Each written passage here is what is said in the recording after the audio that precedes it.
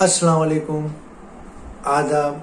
आज हम महाराष्ट्र की राजनीति के बारे में बात करने जा रहे हैं कि महाराष्ट्र की राजनीति में नेताओं का जो आरोप प्रत्यारोप का जो मामला है वो थमते नज़र नहीं आ रहा है। और ऐसे में जो महाराष्ट्र में जो आम मुद्दे हैं वो कहीं ना कहीं वो बाजू होते जा रहे हैं। और सबसे बड़ा मुद्दा यहाँ पर किसानों का है कि किसानों को कई किसानों को अभी उनकी आर्थिक मदद उन तक नहीं पहुंची। और दिवाली इतना बड़ा पर्व यहाँ पर दिवाली भी ऐसी ही चला गया और कई किसानों की दिवाली यहाँ पर काली हो गई। और नेताओं का जो मामला है, खासकर यहाँ पर शिवसेना के जो दो गढ़ बन गए हैं, वो रोज सुबह में चैनलों पर एक नेता एक ऐसा स्टेटमेंट देता है कि दूसरा नेता उसका जवाब देता है। एक नेता का कहीं भाषण चलता है कि दूसरे नेता दूसरी जगह भाषण पर उसका जवाब देता है। और कहीं ना कहीं आम जो नागरिकों की समस्या है, जो मुद्दे,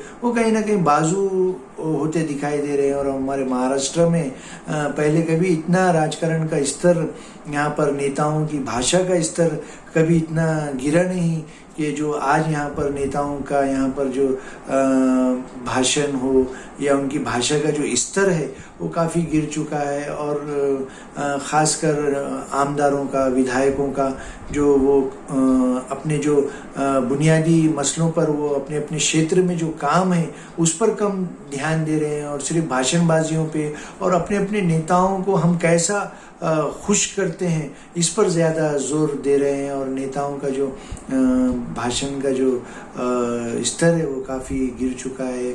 और किसानों का मुद्दा, महंगाई का मुद्दा, नौजवानों का मुद्दा, वो कहीं ना कहीं बाजू होता दिखाई जा रहा है। और महाराष्ट्र का जो छवि है पूरे देश में वो कहीं ना कहीं ख़राब होती जा रही है। और नेताओं को रोज़ सुबह में उठकर सिर्फ एक दूसरे पर आरोप प्रत्यारोप और ऐसी भाषा का इस्तेमाल कर रहे हैं कि ये विधायक कैसे चुन के आ गए या कैसे मंत्री बन गए, ये समझ में नहीं आ रहा है। और आजकल जो महाराष्ट्र में जो रोज़ सुबह जो हम टीवी चैनल्स खोलकर देखते हैं उन पर जो नेताओं का जो यहाँ पर एक दूसरे पर आरोप होता है।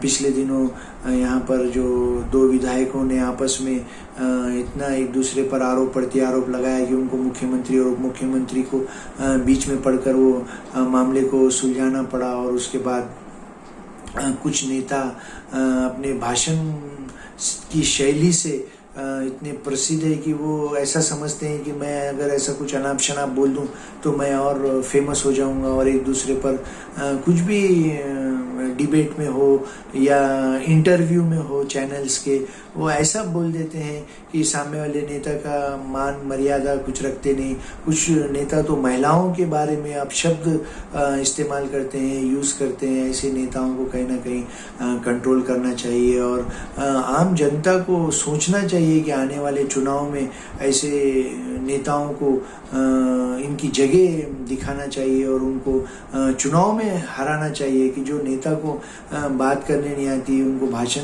देने नहीं आता या उनको अपने भाषा पे कंट्रोल नहीं है और हम लोग आम जनता उनको विधायक बना देती, सांसद बना देती और मंत्री बना देती, ऐसे लोगों को कहीं ना कहीं उनकी जगह बताना चाहिए आम जनता ने और उनको चुनाव में हराना चाहिए। और उन्मन देखा जाए तो जब भी कोई चुनाव आते हैं तो ऐसे लोगों को आम जनता चुन कर देती है जिनको कोई ज्ञान नहीं होता, कोई नॉलेज नहीं होता, उनका कोई टैलेंट नहीं होता, लेकिन वो सिर्फ पैसा, मनी पावर, मॉब और कार्यकर्ताओं के दम पर वो चुन कर आते हैं। और जो सियासी पार्टी के लोग भी ऐसे गुंडे मवालियों को टिकट देते हैं और उनको चुनकर लाते हैं और उनको मंत्री बनाया जाता है। एक ऐसा मंत्री जिसको उसके पद की गरिमा की कोई वैल्यू नहीं मालूम या वो जिस विभाग का मंत्री है उसका कोई नॉलेज नहीं मालूम और वो अनाप शनाप भाषणें देता है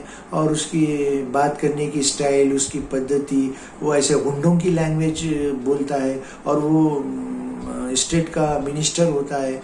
और ऐसे लोगों को, ऐसे गुंडे मवालियों को हम विधायक बनाते हैं, नगर सेवक बनाते हैं और सांसद बनाते हैं। अच्छे लोगों को, पढ़े लिखे लोगों को, एजुकेटेड लोगों को हम चुन कर नहीं देते। कहीं ना कहीं आम जनता की भी इसमें गलती है और आने वाले चुनाव में इसका ख्याल रखते हुए हम अच्छे पढ़े लिखे एजुकेटेड जो समाज में एक अच्छी छवि रखते, अच्छे सोशल वर्कर जो आम जनता के लिए काम करते, ऐसे लोगों को हमको नगर सेवक बनाना चाहिए, विधायक बनाना चाहिए, सांसद बनाना चाहिए। और बड़े बड़े पार्टी के नेताओं को भी ऐसे हुंडे मवालियों को मंत्री नहीं बनाना चाहिए, अच्छे लोगों को मंत्री पद देना चाहिए, कहीं ना कहीं इनको इनकी जगह बताना चाहिए। चलिए फिर एक नए मुद्दे के साथ, अल्लाह हाफिज।